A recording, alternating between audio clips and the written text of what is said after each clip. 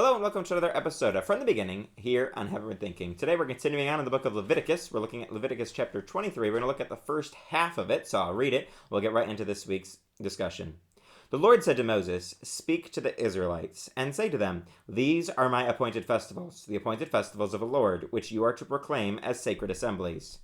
There are 6 days when you may work, but the seventh day is a day of Sabbath rest, a day of sacred assembly. You are not to do any work wherever you live. It is a Sabbath to the Lord. These are the Lord's appointed festivals, the sacred assemblies you are to proclaim at their appointed times. The Lord's Passover begins at twilight on the 14th day of the first month. On the 15th day of that month, the Lord's festival of unleavened bread begins. For 7 days you must eat bread made without yeast. On the first day, hold a sacred assembly and do no regular work. For 7 days, present a food offering to the Lord, and on the seventh day, hold a sacred assembly and do no regular work." The Lord said to Moses, "Speak to the Israelites and say to them, When you enter the land I am going to give you, and you reap its harvest, bring to the priest a sheaf of the first grain you harvest. He is to wave the sheaf before the Lord, so it will be accepted on your behalf. The priest is to wave it on the day after the Sabbath. On the day you wave the sheaf, you must sacrifice as a burnt offering to the Lord a lamb a year old without defect, together with its grain offering of 2/10 of an ephah of the finest flour mixed with olive oil, a food offering presented to the Lord, a pleasing aroma, and its drink offering of 1/4 of a hin of wine. You must not eat any bread or roasted or new grain until the very day you bring this offering to your God. This is to be a lasting ordinance for the generations to come, wherever you live. From the day after the Sabbath, the day you brought the sheaf of the wave offering, count off 7 full weeks. Count off 50 days up to the day after the 7th Sabbath, and then present an offering of new grain to the Lord. From wherever you live, bring 2 loaves made of 2/10 of an ephah of the finest flour, baked with yeast, as a wave offering of first fruits to the Lord. Present with this bread 7 male lambs, each a year old and without defect, 1 young bull, and 2 rams. They will be a burnt offering to the Lord, together with their grain offerings and drink offerings, a food offering, and aroma pleasing to the Lord. Then sacrifice 1 male goat for a sin offering and 2 lambs, each a year old, for a fellowship offering. The priest is to wave the 2 lambs before the Lord as a wave offering, together with the bread of the first fruits. They are a sacred offering to the Lord for the priest. On that same day you are to proclaim a sacred assembly and do no regular work. This is to be a lasting ordinance for the generations to come, wherever you live. When you reap the harvest of your land, do not reap to the very edges of your field or gather the gleanings of your harvest. Leave them for the poor and for the foreigner residing among you. I am the Lord your God. Here in Leviticus chapter 23, we start to see the appointed festivals. Now, we've talked about some of these already as we've gone throughout Exodus and Leviticus now, and we've seen that God is continually trying to get the Israelites to understand that He is calling them to be set apart, to be holy, to be different than the nations around them. They're supposed to be a witness or a priesthood among the nations, pointing people ultimately to Him so that all would eventually be blessed through that original promise He gave to Abraham to bless all the nations of the world through him and his offspring. So here in this chapter we see that God is giving the Israelites certain days, certain festivals that are supposed to be marked holy to the Lord.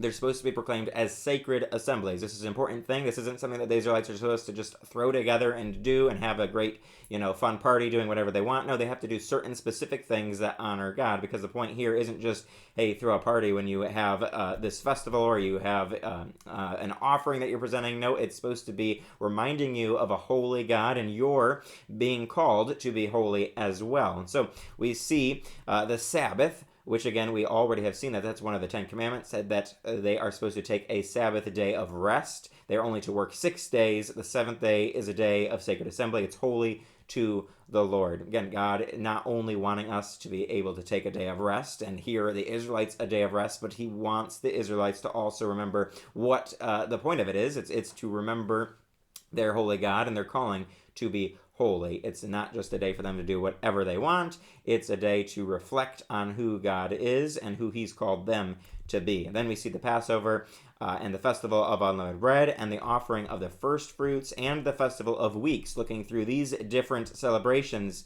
And something that stood out to me as I read through this is the amount of times that the Lord is telling the Israelites to bring an offering or to offer a sacrifice that is holy or without defect or of the finest quality, especially talking about the finest quality of the first fruits and the bread that they're supposed to offer, and all these different things they're supposed to offer, the finest of this, without defect, all these different things, again, pointing to a holy God, and ultimately foreshadowing that perfect sacrifice once for all of Jesus Christ on the cross, his blood shed for you and for me and for everyone of all time. Here we get a glimpse and a foreshadow of that with the holy offerings and sacrifices the Israelites are supposed to be offering during these festival celebrations. So not only are they told to not work on these days and to do certain meetings, meet together as a sacred assembly, but they're also supposed to offer something holy to the Lord.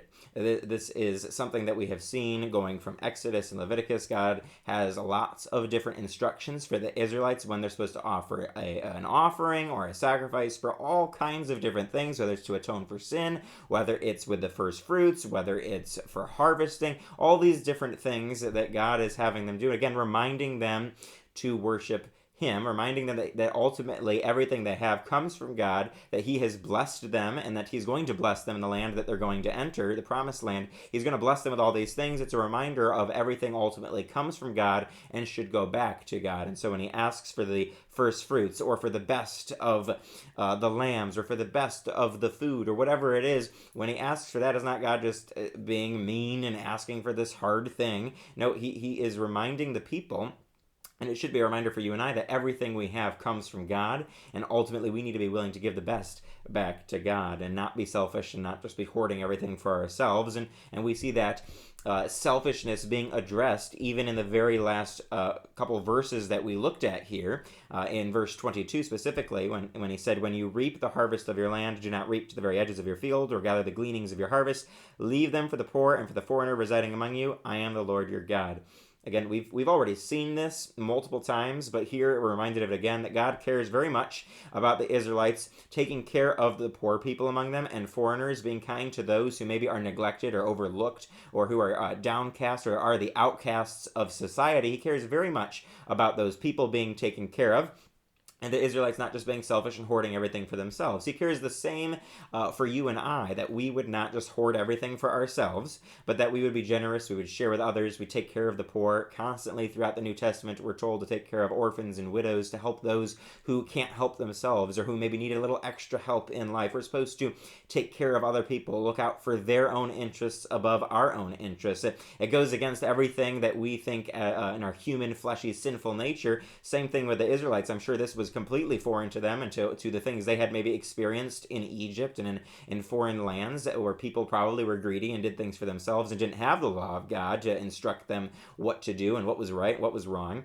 But even though this may have been counter to everything what they had already known, God is trying to again show them they are to be different. You and I are to be different. So when we look at this and we go, well, I don't have to celebrate the offering of first fruits, or the Passover, the Festival of Unleavened Bread, the Festival of Weeks, or the other festivals we're going to look at in the next couple of weeks. Why would I really care about this chapter? Well, there's so much that we can still learn from this chapter, even though we may not be Jews and we may not follow these exact customs, we may not follow these exact celebrations, we may not celebrate all these different festivals ourselves. We can see really important things either that foreshadow to Christ, or that show us that we need to be set apart for God, that we need to give the best back to him, reminding that we are dependent on him for everything, and also reminding us that we need to take care of other people and not be selfish, not be hoarding everything for ourselves, because ultimately we should know as Christians that our ultimate treasure is in heaven, not on earth. And so when we are blessed with resources, when God gives us things, when he gives us all kinds of talents and resources in our lives, whether it be financial or all kinds of different resources, we should be willing to first give the best back to God, and second, be willing to help other people, those around us whom God has put in our lives and given us opportunities to help, if we will only open our eyes and be willing to do what God wants us to do. And hopefully then you've been able to see some important things in this chapter that you can apply to your own life. And I encourage you and challenge you to live out some of the things we've talked about, to really truly honor God in the way you live by learning things, even in passages and chapters that we might think, well, maybe that's not super important to me. As we've seen throughout the book of Leviticus, we've been able to find important truths all throughout it, pointing us to live differently than the world around us. And that's my challenge and encouragement for you this week, and I hope you'll join us next time for another episode of From the Beginning here on Heavenward Thinking.